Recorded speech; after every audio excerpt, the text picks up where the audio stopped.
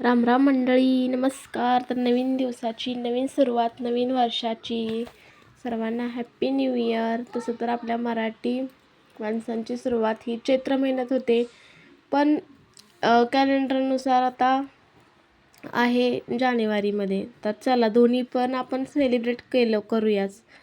तर काय नाही, दिवसाची सुरुवात झाली, मस्त अशा चपात्या वगैरे करून घेतल्या. कीर्ती उठलेली, नंतर तिला चहा आणि पाव दिला खाण्यासाठी.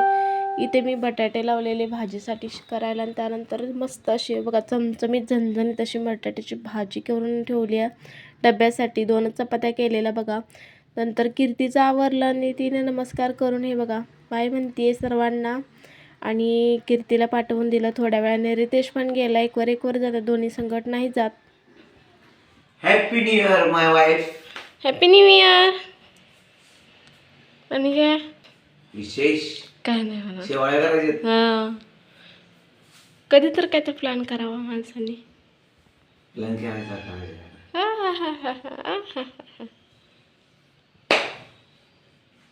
चहा पिला? द्यायला पाहिजे प्रेमाचा चहा. हो, प्रेमाचा चहा. करणार ना प्रेमातलंय. हो, प्या. खूप छान चहा आहे. हा. दोन्ही पण मुलांना शाळेत सोडून दिलं. त्यानंतर हळदीचं लेपन केलं. म्हणलं नवीन वर्ष चालू होतंय तर उंबऱ्याला हळदीचं लेपन करावं म्हणून हळदीचं लेपन करून छान अशी रांगोळी छोटीशी काढली बघा.